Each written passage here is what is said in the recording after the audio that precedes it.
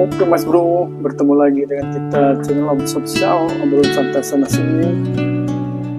Yang kita sekarang ngobrol peperangan antara Iran dan Israel dengan soibnya Amerika Mas Bro ya. Luar biasa sampai saat ini ya, sudah hari keberapa nih? Lebih hampir 2 minggu Mas Bro ya.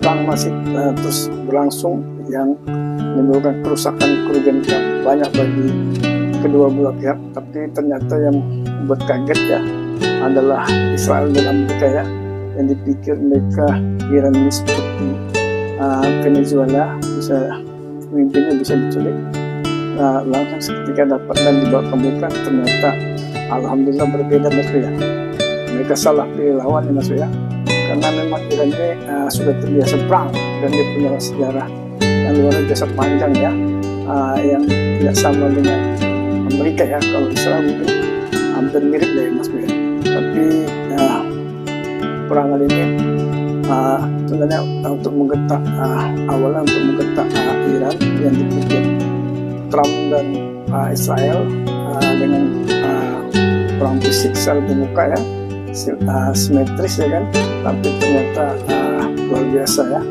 Nah Iran ini pun selain perang asimetris juga dia melakukan perang asimetris Mas ya, dimana melalui apa ya, dia menginformasikan dengan fakta pada seluruh dunia ya, karena Iran juga masih standar dalam hal meladeni Amerika dan Israel Mas ya, karena mereka merasa kalau mereka diserang kedaulatannya, harga dirinya, mereka kembali akan menyerang Mas ya.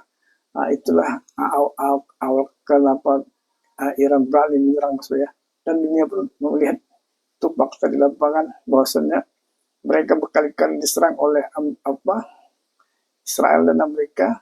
Nah yang terakhir karena mereka sampai pemimpin Ali Khamenei, pemimpin Palembang saya mati di ibu mereka. Nah Iran akhirnya membalas yang sangat luar biasa Mas ya, yang membuat kaget Israel dan Amerika Mas Bro. Oke Mas Bro, jangan lupa subscribe, share, komen. Semoga Mas Bro dalam keadaan sehat selalu, diberi rezeki dan penuh sukses. Dukung terus channel Om Sosial agar berkembang, bermanfaat, berfaedah, berguna bagi masyarakat. Kita lihat bagaimana pertempuran yang terjadi yang membuat kaget Israel dan Amerika ya. Ternyata Iran mampu mengimbangi pertempuran dari Israel dan Amerika, dan ternyata banyak makan korban juga di pihak Israel dan Amerika Mas Bro. Oke Mas Bro, kita ikuti dulu bagaimana pertempuran terjadi Mas Bro. Di tengah eskalasi perang Amerika Serikat Israel melawan Iran yang memasuki minggu kedua, Tel Aviv, pusat ekonomi dan politik Israel, menjadi saksi kehancuran yang belum pernah terjadi sebelumnya. Rekaman dari warga dan reporter internasional menunjukkan lubang raksasa atau massive crater di area pusat kota akibat serangan balasan misil balistik Iran yang menembus pertahanan Iron Dome. Ini bukan sekedar kerusakan kecil.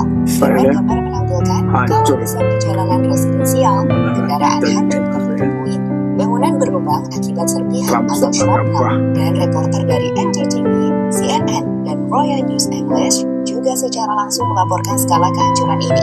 Jelas kehancuran di Tel Aviv ini menjadi titik balik, di mana tekanan semakin berat ada pada pemerintahan Trump, terkhusus jika melihat korban tewas dari pasukan Amerika Serikat yang bertambah dan ancaman harga minyak $200 per barelnya.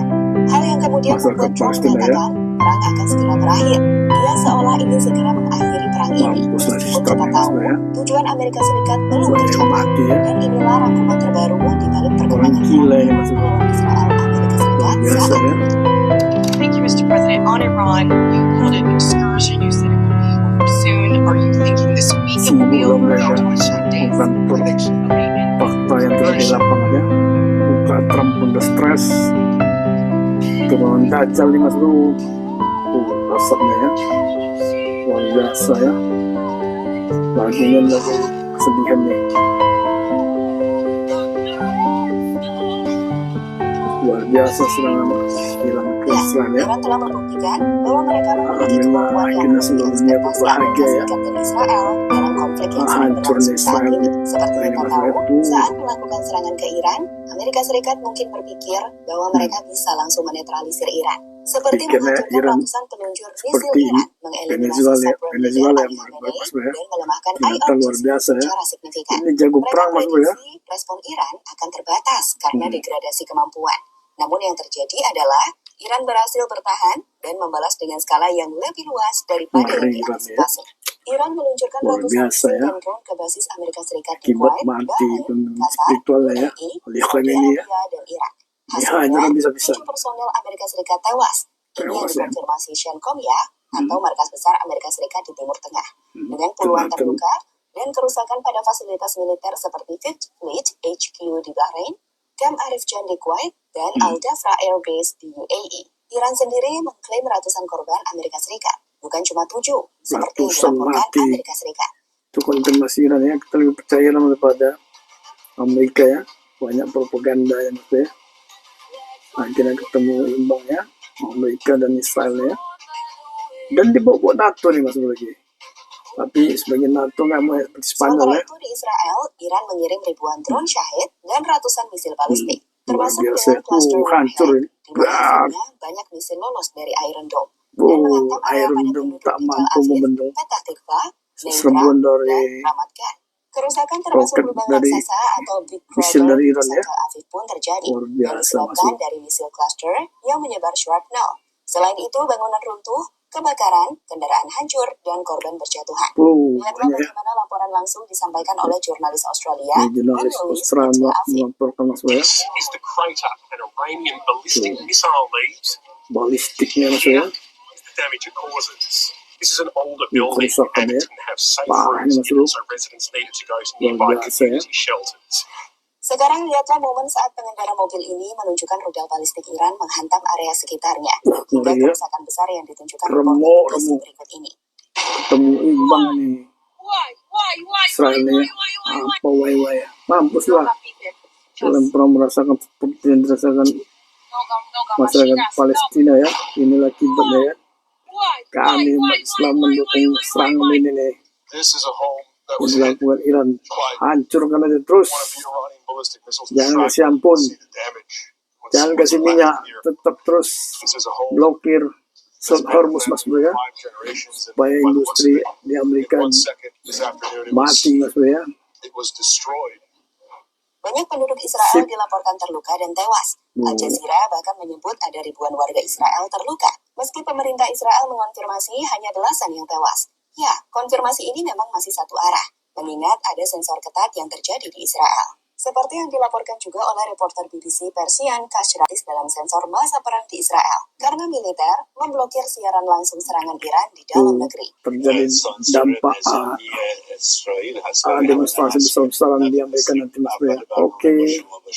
Sekali lagi, Serikat Israel jelas kaget dengan ketahanan Iran. Luar Tidak biasa ada kolaps kaget mereka ya. tidak ada pemberontakan internal massal, dan balasan meluas ke Teluk bukan hanya Israel seperti perang 12 hari tahun lalu. Analisis seperti The Asia Times, Haaretz, dan Axios pun menyebut Iran weathers the storm dan resilient dengan serangan balasan yang ada di luar ekspektasi Trump. Singkatnya, Iran membuktikan kemampuan bertahan dan membalas telak bisa mereka lakukan. Dan itu membuat Amerika Serikat Israel terpaksa menghadapi perang yang lebih panjang dan mahal daripada rencana Iran awal. ini terbiasa perang Mas Bro. Ini pula lawan. Lalu perang berjalan apa strategi masing-masing negara? Siapa yang paling unggul perkara? Mengukur keunggulan Ini luar biasa Mas Bro ya. Pakar pertahanan dari Perhimpunan Pemayaran Angkatan Udara PPAU ya. Mas Malcolm Agung itu beda. Sang Pujati Pada menganalisa saat pemerintah Amerika memutuskan ikut Israel Israel untuk menyerang Iran, mereka udah punya tercoba grand strategi yang luar bukan biasa ini Mas Bro. Biasanya. layarnya meledak, kemudian rudalnya berhenti, Artinya Amerika toksinya Serikat game over. Pak Jenderal Untuk Tentara melaksanakan ini Mas Malcolm saji buat Agung kami untuk Sosial melaksanakan Jadi teknik benar awal Mas pun Bro. apa? Melaksanakan serangan dengan kapal, melaksanakan serangan dengan pesawat ini, orang Israel ngapain, mereka berhasil. Total 90% sukses ya. Secara fisik Meninggal benar. mobilannya, hancur banyak, gedung-gedung hancur, banyak ini Luar segala biasa macam. bisa Betul-betul bisa target tambah kita terpenuhi. Mas Bro ya. Masalahnya, kita kasih nilai 90. Begitu menoleh ke outcome strateginya, tercapai nggak? Tetap resim tetap oke, tidak ada yang demonstrasi, rudal makin menghujani, dan kemudian toksinya masih males. Sekarang kita lihat ke Iran. Iran, apa yang dia kerjakan? Dia dihajar habis-habisan. Kemudian saya lihat dari yang lain. Luar Secara biasa ya. diplomasi, dia meningkat. Powernya. Meningkat ya. Secara informasional, dia tidak perlu propaganda. Jelas kalau berita dari CNN bahwa seluruh penduduk warga negara Amerika harus pergi dari Timur Tengah. Gila. Gila ya. Penduduk Amerika Serikat disuruh pergi dari Timur Tengah semua. Diusir. Jadi nggak aman kan, negara nggak bisa lindungi. Kemudian habis itu, hampir seluruh pangkalan dan seluruh pangkalan laut, pangkalan darat, pangkalan udara itu tersapu habis, tidak bisa digunakan. Kemudian tidak berdaya untuk membuka Selat Hormuz. Harus, jadi banyak. Kemudian ditambah lagi dengan di Israel, hujan, luar dan biasa segala macam. analisa Ya, jenderal angkatan darat ya. Tidak perlu ada Agung propaganda. Sudah menang. Sasong Kojati ya. Betul Dengan pangkat Basma ya. kata beliau bahwa cukup dia bertahan, cukup dia survive, dia bisa sembunyi. Semoga kita doakan Sekarang mereka hanya ngirim 7 paket. Iran nih Mas ya. 7 paket serangan setiap hari ini selama 2 hari terakhir. 7 paket dari 30 rudal Said, kemudian 1-2 rudal balistik ditambah rudal Hiroshima 1. Itu sudah sukses. Haifa terbakar, Ben Gurion hancur, sehingga orang lari dari Aswad, lari dari Haifa, nggak bisa, hancur juga. Haifa itu yang terbesar. Dan ekonomi yang megang tangan di atas sekarang Iran. Ekonomi banyak negara tergantung dari kemurahan hati Iran. Iya, Dia mau boleh lewat Hormuz ya, atau enggak? Apakah Amerika menentukan ekonomi Timur Tengah? Tidak, malah Iran. Jadi justru tindakan Amerika yang sukses secara taktikal, tapi nol besar dalam bidang strategi, karena memang Trump tidak punya strategi. Trump tidak punya strategi, alhamdulillah. Saya tidak bilang orang Ternyata Amerika, Trump maksudnya bodoh, Mas angkatan Bro. bersenjata Amerika, mereka punya strategi.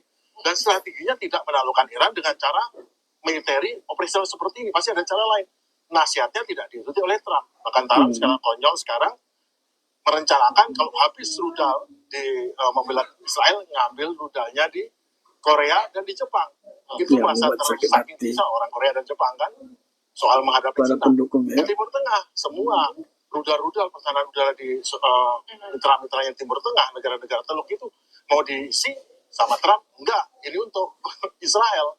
Itu merasa tersakiti. Akhirnya tadi seperti saya bilang soal BOP tadi, tunggu Tersakiti saja lah sampai masa relax, pertahanan extend, kita negara lihat Timur Trump masih Tengah eksis nggak atau powernya masih besar nggak? Kayaknya powernya masih besar kan? kawannya Kalau tidak Amerika besar tidak powernya, bisa ya. power kita ikut besar. Oke. Nah itulah keputusan yang harus kita laksanakan. Mas Sandi, Luar kalau biasa. kita lihat kira-kira Sip. menurut Anda kenapa Iran sampai sekarang masih bisa bertahan? Apakah memang dia melakukan balasan asitris atau gimana?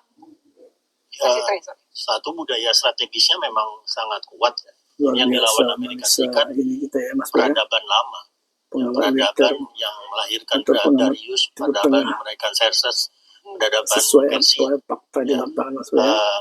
Amerika Serikat kalau Hancurlah ditanya mereka peradaban sama kuno Israel apa, ya. nggak bisa jawab dia, karena berhenti di 1776. Ya, sementara Persia Ya. bisa sampai sebelum Masehi. Jadi budaya strategisnya sangat-sangat kuat, sangat-sangat lama. Iya, iya.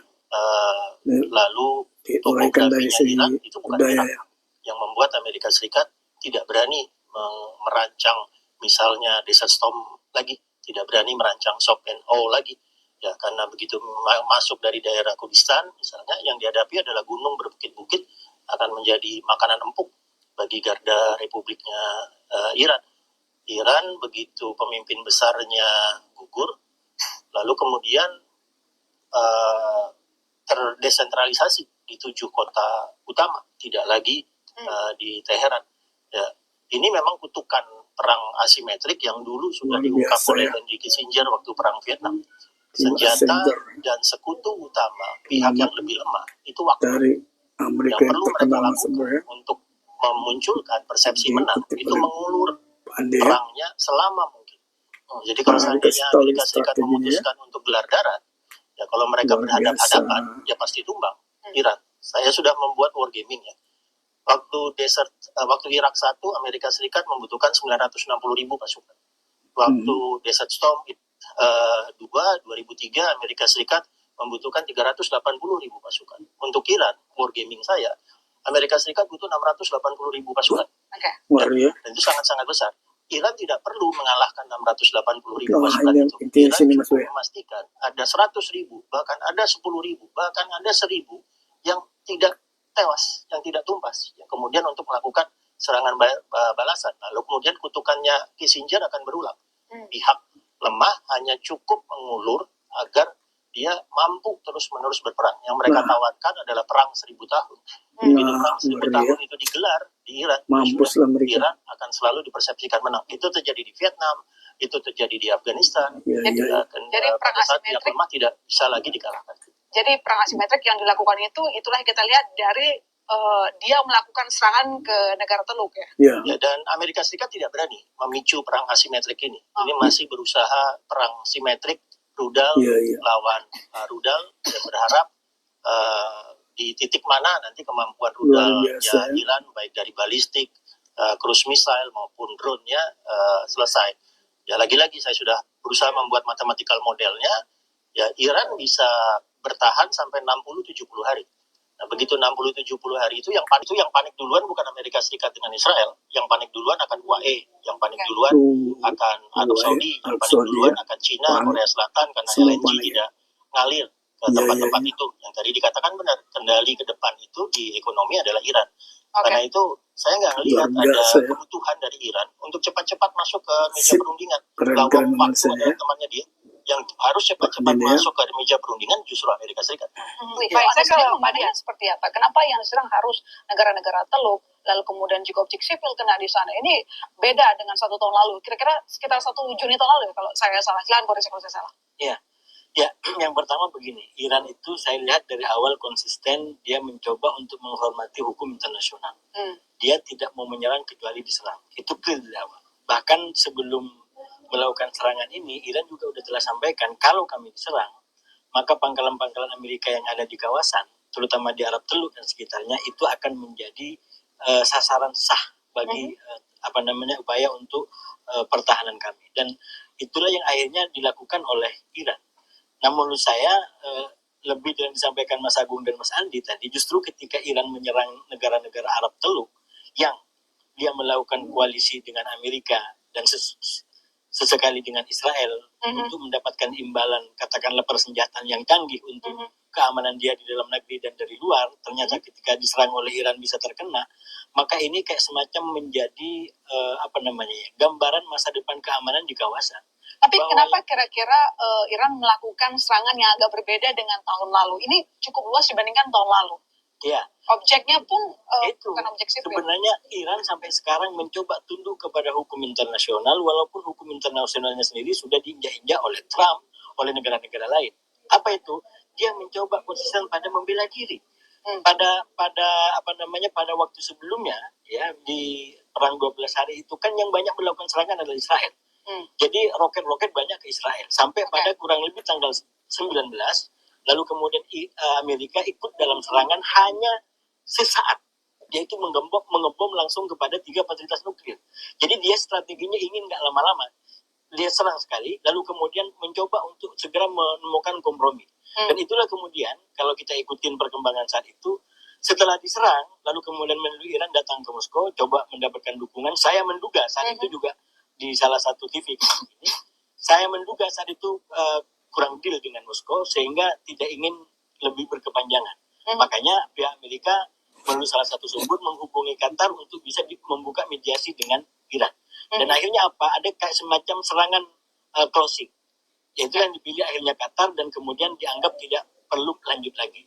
Nah, sekali lagi saya setuju dengan Mas Andi tadi. Iran ini sebuah negara yang sudah beribu-ribu tahun. Dia punya pengalaman, dia punya pembelajaran. Yang paling terakhir dia sampaikan, kami belajar dari perang terakhir 12 hari. Karena itu berbagai macam sikap yang dia buat sekarang adalah bagian daripada pembelajaran yang tahun-tahun sebelumnya. Termasuk yang disampaikan bahwa dia tidak mau lagi nego. Coba bayangkan. Sebelum bisa sekian barusan menyampaikan mau nego, Iran sampaikan dia tidak mau nego. Artinya apa? Dia pegang kendali, dia pegang kontrol. Padahal justru di lapangan kata Mas Andi, sekarang Amerika dan Israel yang membutuhkan untuk nego. Karena makin lama persepsi dia makin kalah. Dalam negeri akan makin berat.